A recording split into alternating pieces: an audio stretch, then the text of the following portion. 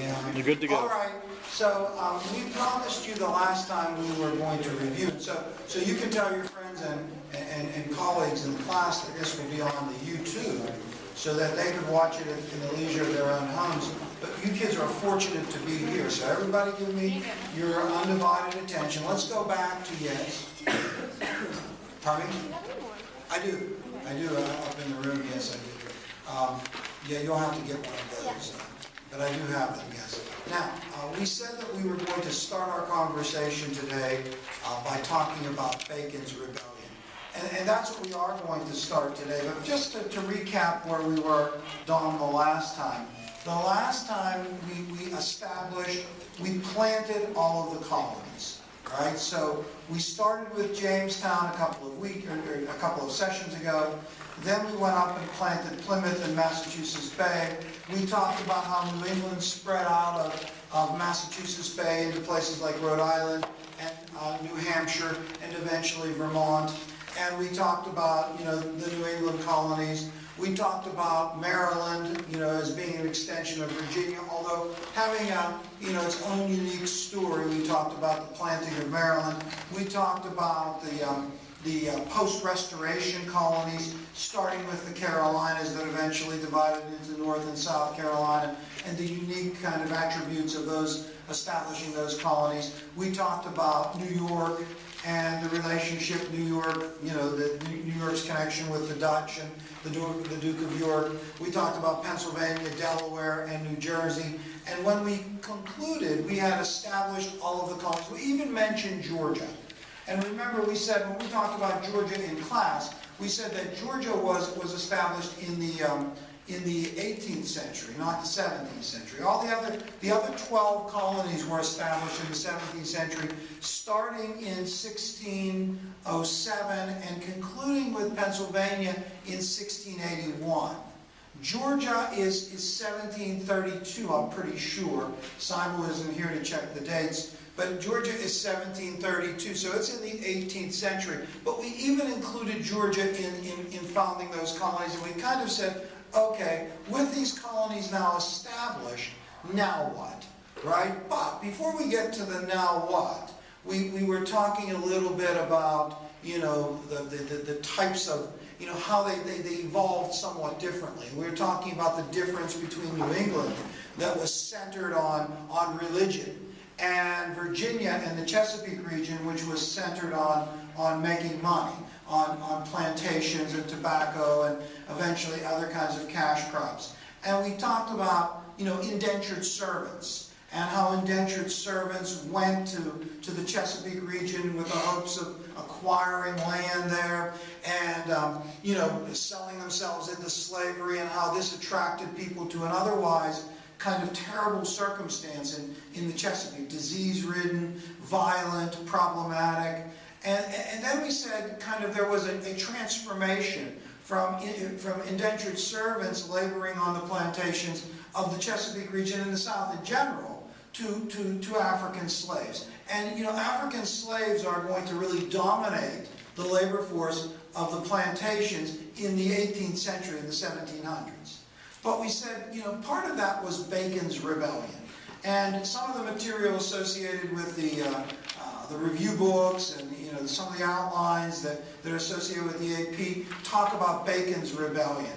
And we said that Bacon's rebellion was named after Nathaniel Bacon, who was actually a significant landholder in Virginia, who came into odds with the Governor Berkeley of Virginia, over some policies. And this leads to a rebellion where Bacon attempts to rally disgruntled former indentured servants who had pushed to the frontier and had conflicted with the Native Americans there. I mean, part of the story of planting these colonies in British North America is the relations that the colonists had with the Native Americans. And the one that we kind of emphasized the most was, there's several. Virginia and Powhatan, or Powhatan, right? The Native American leader, and Pocahontas, we talked about that a little bit. I mean, certainly, another part of that relationship with the Native Americans would be, the Pilgrims, in their relationship with Squanto and the Native Americans in New England. I mean, certainly there were a relationship in all the areas between the Native Americans and the British settlers that went there. But, what ultimately happened in Virginia is those Native Americans were pushed to the frontier. And as the land increasingly was acquired by white settlers, when indentured servants' term of servitude came up, they had nowhere to go. So they pushed towards the frontier, which brought them in conflict with the Native Americans. And when they appealed to the governor to support them in their conflict with the Native Americans, the governor, Berkeley, was reluctant to do so.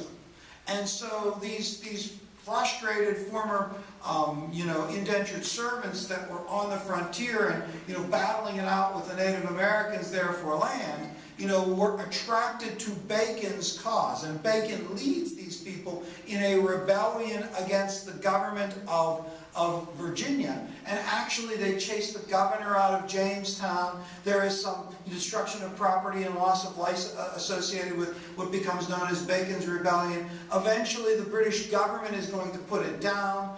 Bacon will die of swamp fever. I was reading today, I think some ridiculous number of people were executed as a result of Bacon's Rebellion. I want to say like 23 people were executed. But for our purposes, Bacon's Rebellion has a number of significant kind of attributes to it. One, it kind of is an indication of class tension from even the settlement of British North America. The common former indentured servants versus the established gentry that was in Virginia that seemed to be favored by the governor. And the other is, in the aftermath of Bacon's Rebellion, we can see that Virginia moves to a more docile labor force, slaves, right? The labor force that's going to labor on plantations in the 7th or in the 18th century is going to be overwhelmingly slave labor. About 400,000 Africans are going to be imported, as a part of the international slave trade in the history of British North America. The slave trade and the establishment of slavery in colonial America is important. But the majority of slaves that came to colonial America came after 1700, right up until 1812. No. 1818, right? Because the Constitution was ratified in 1808, I'm sorry, 1808. The Constitution was ratified in 1888, and it was agreed in the Constitution that Congress could not abolish the international slave trade for 20 years. And 20 years would have taken that to 1808.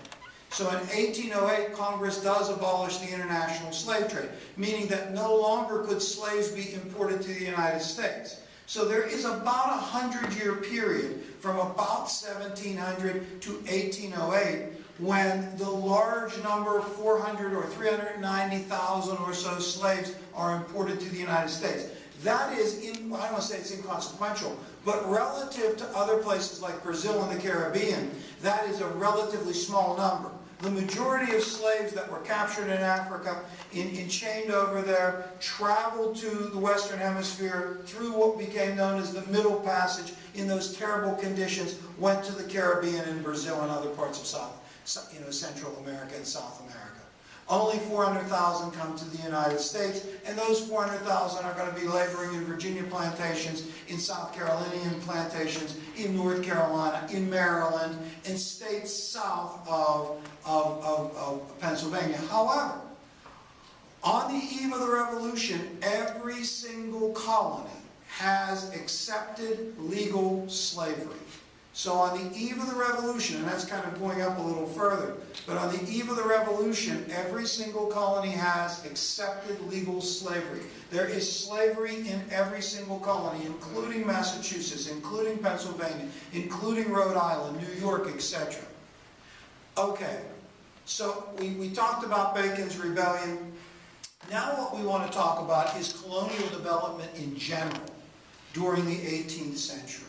right? So now that we have planted the colonies, you know, we talked in class a little bit about colonial development. You know, how did these colonies kind of develop over the course of the 18th century, from 1700 really to 1776? And the reason for this discussion is, I mean, the big issue here, the big issue in American history is, okay, here are these kind of randomly, I don't know, maybe randomly is not the right word, randomly settled colonies that are settled for different reasons, you know, by kind of different people. Some are joint stock companies that are settled by people who are motivated by practicing their religion freely. Some are joint stock companies that are intended on making profit. Some are proprietary grants for people that have varying reasons, right? You know, a proprietary grant for Maryland, you know, to protect persecuted Catholics in England and to profit. A proprietary grant in Pennsylvania, you know, is a holy experiment by William Penn,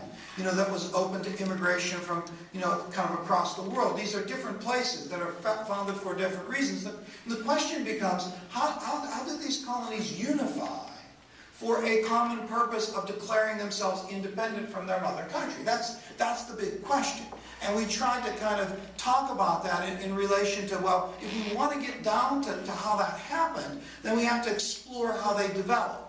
You know, and one part of colonial development that we talked about at great length was a rapidly growing population. One thing that defines colonial development in the 18th century, the 1700s, is that all of the colonies' population grew rapidly. I mean, certainly the population growth differed in different places. You know, I mean, Virginia's environment became healthier and their population grew. New England is really going to grow largely naturally. You know, after the Great Migration of settlers to New England, there isn't going to be much immigration to New England at all. The middle colonies grew largely, you know, naturally and through immigration.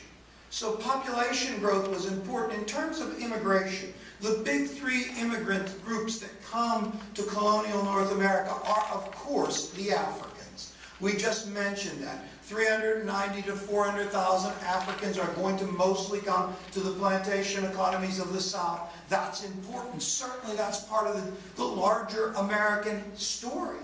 You know, I mean, these Africans are imported here. Most of them are enslaved. They become, you know, important to American history, definitely.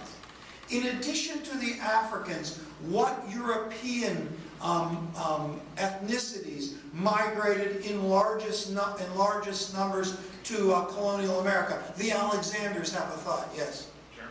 Yes, the Germans were a huge immigrant group, largely going to the middle colonies. Yes, go ahead.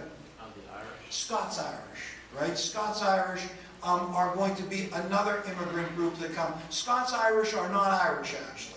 They're Scots that go to Ireland, and then from Ireland they migrate here. They and the Germans constitute the largest two new non-English groups that are going to come to colonial America. They go, a lot of these groups are going to go to the middle colonies. Half the population of the middle colonies are going to be non-English, right? They're going to be the most ethnically diverse section of the colonies. Half of the middle colonies' population is going to be non-English. I mean, certainly the southern colonies have that large African population, and New England is the least heterogeneous, is the least heterogeneous area of colonial America. Now, so you have a large, rapidly diverse, growing population in colonial America during this time, with eventually 13 established colonies that are different in the people the reasons that they were founded. They are different in, you know, the people that populated them, you know, and how they grew. They are different in that regard. And they are also different economically. You know, economically, New England was focused on small farming, you know, in small communities, subsistence farming, and trade. Fishing, the seas, trade, timber slightly. But you had a fairly egalitarian society where most people were similar in that they owned small plots of land that were enough for them to survive. There were towns, there were cities, Boston and other cities, where there were merchants, and those merchants largely made their fortunes, if they did acquire fortunes, by trading. You know, they were maritime, merchants that traded with, the globe. The middle colonies had somewhat larger farms, more acreage. It was flatter. The soil was fertile, more fertile. They were largely grain farmers that grew grain for export. I mean, Philadelphia is going to be the largest colonial city. There are going to be Philadelphia merchants that make, fortunes in trade. It is the most important colonial city, at least at this point. New York is a significant city. New York also, with New York Harbor, is a significant city. The southern colonies are going to be plantation-based. Plantations define them. People are going to settle on plantations. There are going to be very few towns in the South, very few cities, very few professional people. The plantations become the center of economic and even social activity there. And the people that own the largest and most important plantations are the dominant people in the economy, in politics, in culture, in every aspect of life. Then certainly, besides kind of there being an economic diversity, there's also sort of this religious diversity. New England is fully Puritan, somewhat religiously intolerant. There's not, that kind of defines New England. There is this Puritan mentality and ideology, the sense of mission, the city on the hill. The most diverse religious areas are going to be the middle colonies, because you're going to have, different ethnicities there. You're going to have the German Protestants. You're going to have the Quakers, who are open to people practicing their religion freely. And then in the South, you're going to have a fair amount of religious indifference. These are the people that are going to be the people that are most likely to connect to the Church of England for, religious and, maybe patriotic reasons. But one thing that I wanted to mention today is, despite kind of the diversity of colonial America, one thing that they did hold in common, they were all part of a larger mercantilistic system. The colonies were connected to England through mercantilism. And we describe mercantilism, can you still hear me? Yeah, we describe mercantilism, if I stand here it squeals, I think. Not now. Yeah, we describe mercantilism. Did it? Did it squeal? Yeah, I know that's annoying. We describe mercantilism as an economic system. I mean, just for fun. Just for fun. It squealed, didn't it? Yeah. Just for fun. We've talked about a couple of economic systems. We talked about, let's just talk about this in case you have to write an essay. We talk about mercantilism as an economic system. Right? And what that means is it's a way that economic activity is regulated. We talk about capitalism as an economic system. We talk about socialism as an economic system. We talk about communism as an economic system. And, what that has to do with is how resources are kind of organized, who owns those resources, and how those resources are managed and regulated, and how the economic interactions between individuals are managed and regulated. Now, with mercantilism as an economic system, it was kind of a philosophy of how the relationship between colonial outposts and a mother country. The idea of mercantilism was that the economic activity of an empire should be regulated by the government of the empire for the good of the empire. And so mercantilism was about government regulation of the economy. Right? Now, if you think about this, later in American history, this is going to be something that Americans are absolutely opposed to. They are absolutely embracing kind of the free market ideology that the government should not intrude, laissez-faire capitalism. So it's not surprising when the American colonies are established, and the ideology that kind of governs their economic relationship with the mother country is mercantilism. And mercantilism, by its very nature, suggests that the economic activity of the empire should be regulated by the government for the good of the empire. that there's going to be some resistance to that eventually. Now, what was the overall goal of mercantilism? Anna Marie, we said this, we said, look, regulate the economic activity of the empire for the good of the empire. Overall goal, dear Anna Marie, let it rip. Yeah, so if we're going to regulate the economic activity of the empire for the good of the empire, what was the good of the empire? What was the overall goal of mercantilism? Money. Yeah, sort of, yes. A favorable balance of trade. So the goal of mercantilism was a favorable balance of trade. So think about it. England comes over and sponsors planting these colonies, and on some level supports these colonies, right? Why bother to do that? Well, the reason they bother to do that is to create a favorable balance of trade. Now, what does a favorable balance of trade mean? Ricky, do you know what a favorable balance of trade means? It's simple.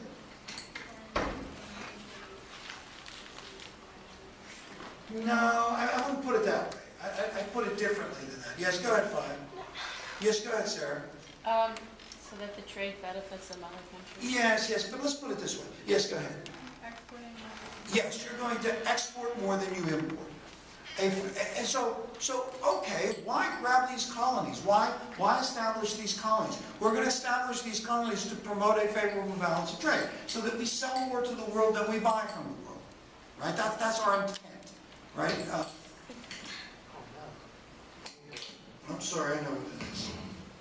It's this thing. Okay, try it now. All right. So that we're going to import more, or export more than. No, see, not the dollar. So we're going to export more than we import, right? That's how we establish a favorable balance of trade. So now, so mercantilism said, okay, we're going to pass laws that attempt to promote that, so that we can export more than we import. You know, so that Britain can export more than they import. So what do? Well, they passed what were the laws that were passed? Do you remember what they were called? They were passed in 1660 to 1663. Alan, you are a genius. Don't let anybody tell you otherwise. Go ahead. Navigation. Yes, they were called the Navigation Acts. So the Navigation Act 1660 to 1663 were the mercantilistic legislation that was passed to enforce mercantilism, so that to promote a favorable balance of trade, to regulate the economic activity between the colonies and the empire, so as to do this. So one of the things that the Navigation Acts created was a list of products that were called enumerated products.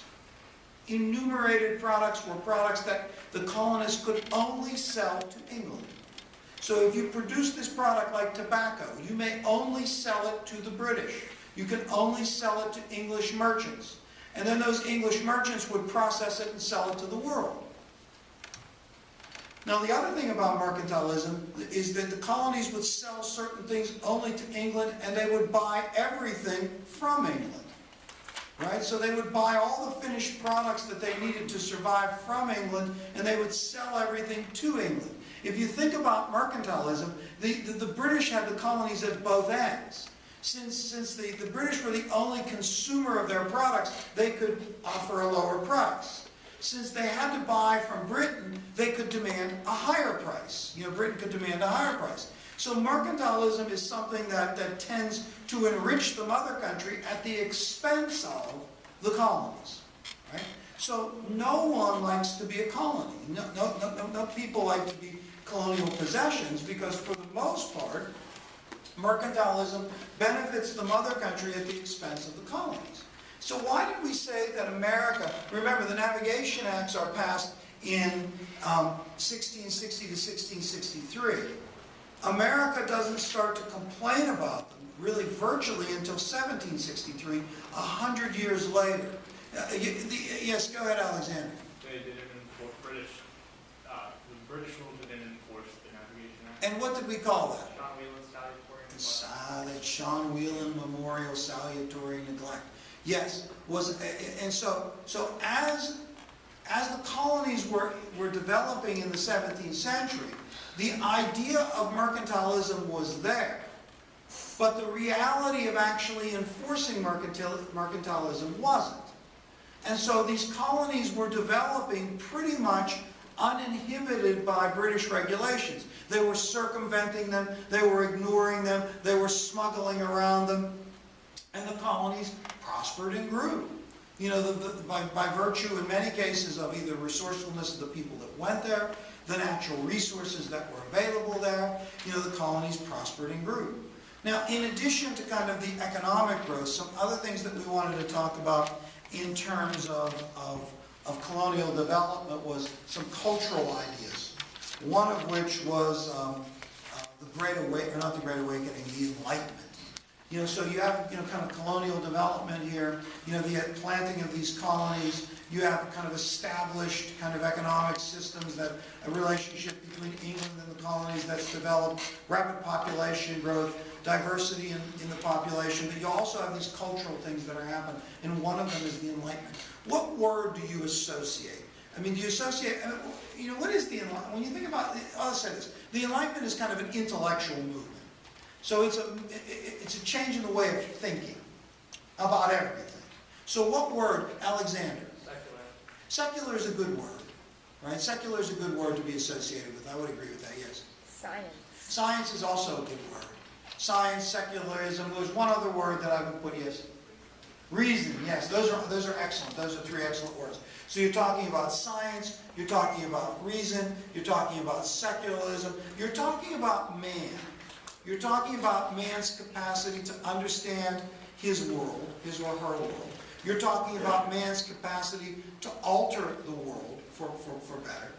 You're talking about, you know, people kind of not relying on religion and superstition to understand the world, but relying on reason and the understanding of natural law. A big part of the Enlightenment is kind of this Newtonian notion that there were natural laws that governed the physical universe, and that these laws were set into place by a deity that really was not intimately involved in the everyday activity of people after that. The religious kind of version of enlightened thinking was deism. And people like Benjamin Franklin and Thomas Jefferson and George Washington were people that embraced the notion of deism. And deism sort of suggested, look, the universe is set into place like a great clock, right? And that God has created this intricate clock, which is the universe that is governed by natural laws.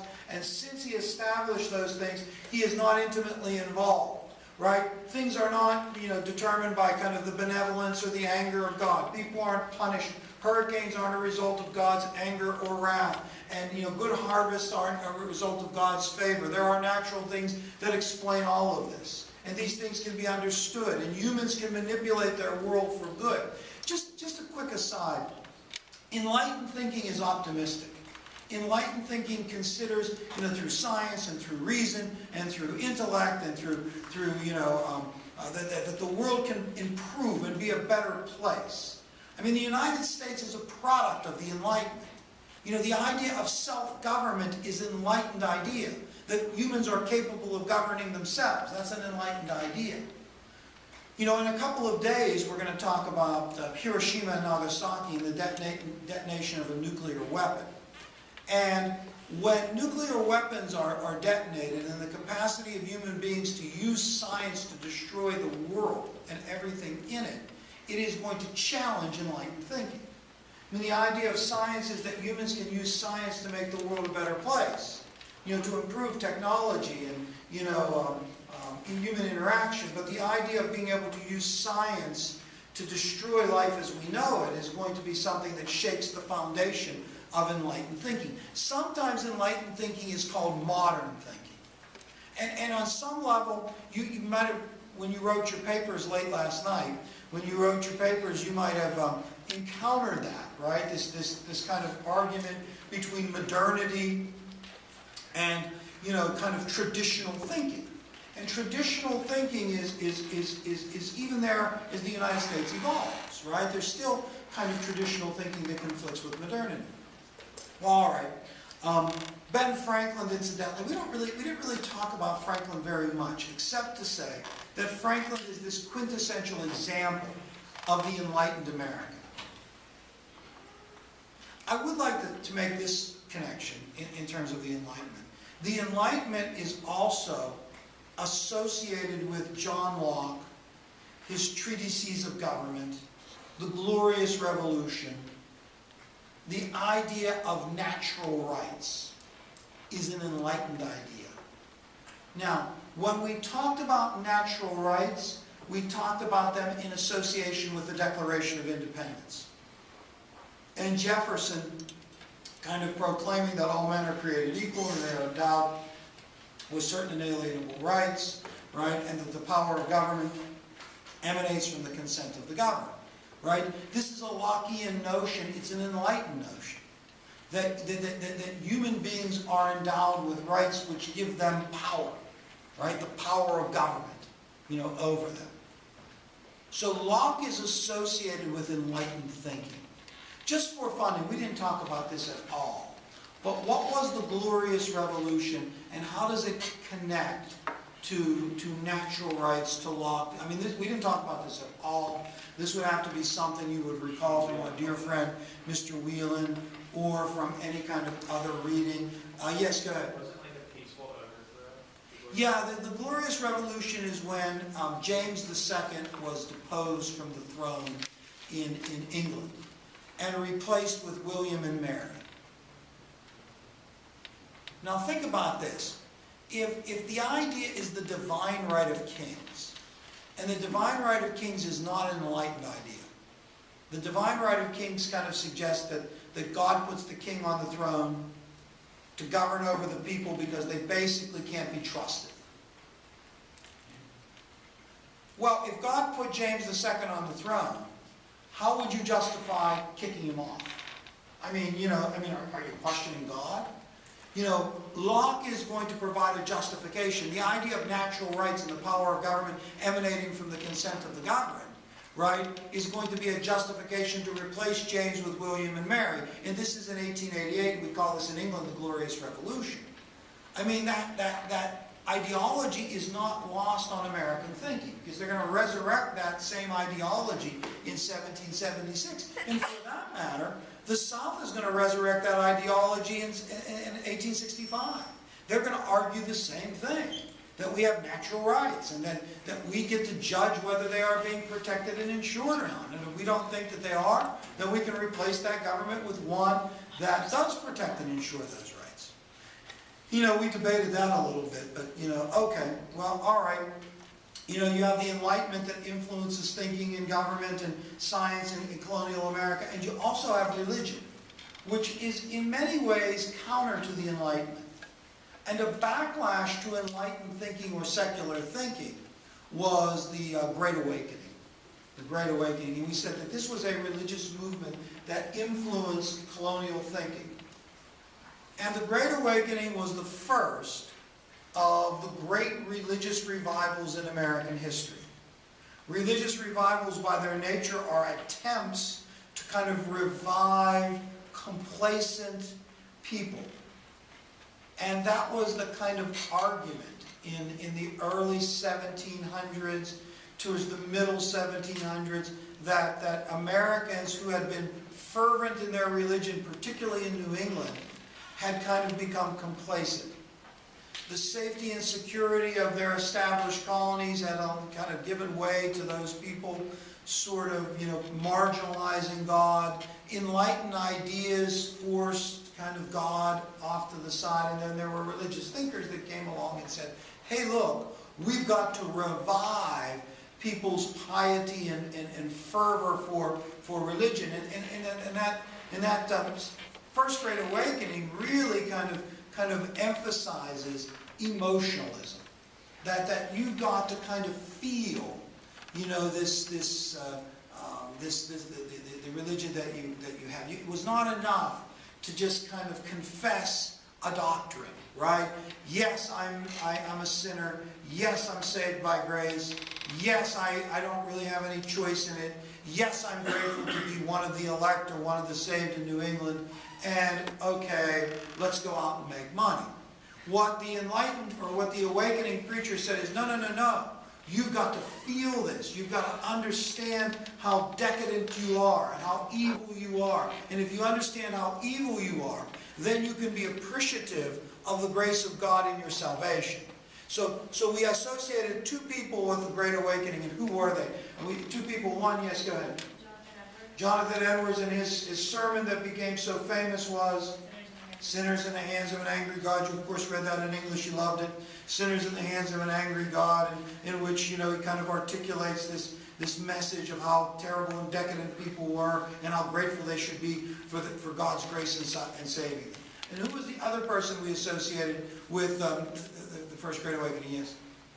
George Whitfield, who is this great evangelist who travels and crisscrosses the colonial America, preaching in all these outdoor meetings. Remember how we read that document about that guy that dropped everything in Connecticut and went to the outdoor meeting, and the big, clouds of smoke, and all the ministers that were there, and the excitement, the turmoil that Whitfield caused in these kind of,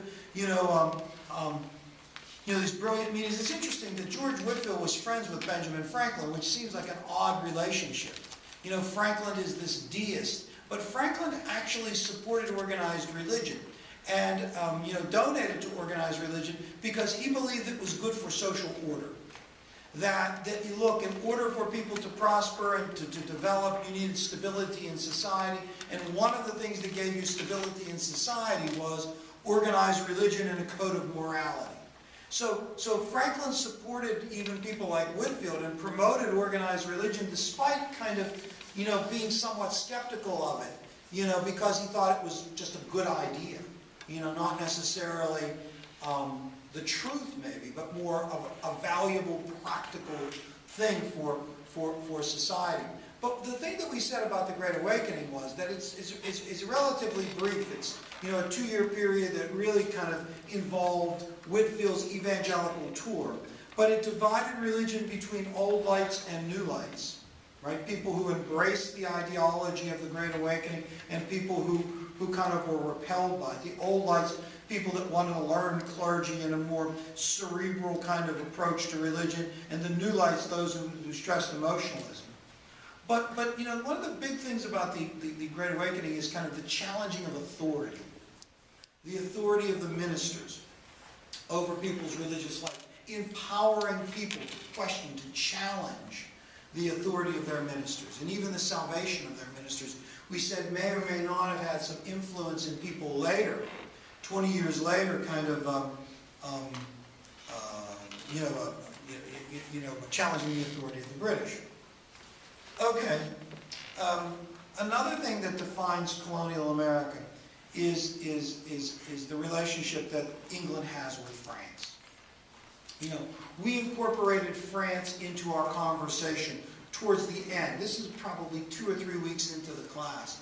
When we planted the colonies, we talked about colonial development, mercantilism, the Great Awakening, population growth, religious diversity, economic diversity, various things in development of the colonies. And then we said that another thing that defines those colonies is England's relationship with France. And beginning in 1689, in the immediate aftermath of the Glorious Revolution, England and France are going to fight 4 wars for empire.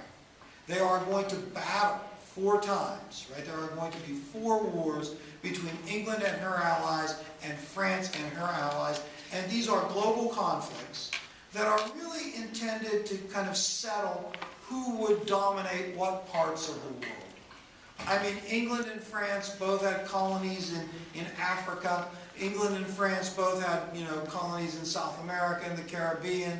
Spain had colonial possessions. Portugal had colonial possessions. There were issues in Europe. There were 4 kind of titanic wars. And in the first 3 of those wars, colonial Americans were only marginally involved. Right? There was some fighting in Georgia. There was some fighting in New England. There were frontier raids in these first 3 wars between England and France. But the 4th war between England and France started in the wilderness of western Pennsylvania. This started, here. And really intimately involved, and we talked about this at great length. And one thing that is true is you will definitely not see as much detail about what became known as the French and Indian War or the 7 Years' War on the AP test as we gave.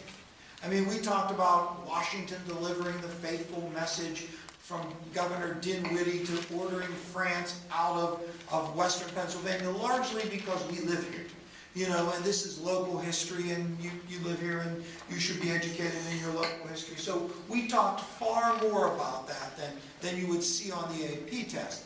What I think you would see on the AP test is that there were 4 wars, the 4th of which starts in the Ohio River Valley, and it is a battle for North America.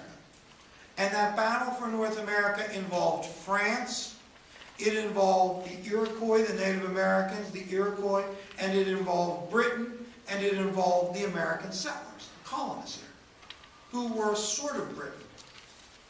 And I think that's true. I think what's also true, and also what I would remember, is, you know, certainly shots were fired at Fort Necessity. But more importantly than shots being fired at Fort Necessity is the failure of the Albany Plan and the Albany Congress. Remember how excited I was about that? I mean, it seems like just yesterday, Janet, we were talking about that in September. The Albany Congress, oh, this is so terrible. You know, the Albany Congress and the Albany Plan. And remember, it is in the aftermath of George Washington retreating from being defeated at Fort Necessity that the British, expecting this 4th and potentially decisive war with France to expand, that they invite delegates from the colonies to come to Albany, New York for a meeting, the Albany Congress. And what was the reason that Britain wanted them to go there in the first place? Do you remember? Do you remember? Anybody remember? Look at how bored Alan is. Yes, go ahead, Tony. Was it to discuss, I forget, It was, yes, go ahead. to discuss a treaty with the English? Yes, to lure the Iroquois, who had been kind of neutral and had played one side against the other, into an alliance with the British. But Ben Franklin proposed a plan. Tanvir, do you remember the plan that Ben Franklin proposed at Albany? Yeah, it was, oddly enough, it was the Albany Plan. But do you remember, dear Tanvir, what it intended to do? To unify the colonies. You're a genius. To unify the colonies in some sort of intercolonial government that would be for mutual defense and for trade, and there would be a colonial council, you know, that would be able to veto things that the British Parliament would pass. And you know, what was interesting about the Albany Plan is that Franklin has this reasoned out plan, you know, for intercolonial unity that the delegates accepted, but every single colonial legislature rejected, and so did England. And so remember, this was in 1754, and we found it interesting that in 1754, when faced with the very real threat of the French and the Native Americans on the frontier, colonial Americans were unwilling to unify for their mutual protection. I mean, their suspicions of one another, their desire to be autonomous economically and politically within their colonial sphere was such that they were unwilling to surrender any kind of political authority to a larger governmental body. And this is in 1754. And then, you know, the thing that we made the point about, and this is why I was so excited, you know, and the kids could care less, but this is why, Dom, I was excited, you were excited too, I know that, was that look, you know, they reject the Albany Plan, but they unify and revolt against their mother country 22 years later with the Declaration of Independence. And so, the threat of the Native Americans on the frontier, the threat of the French, that were very, very real threats to their safety and security, was not enough to spark their unification.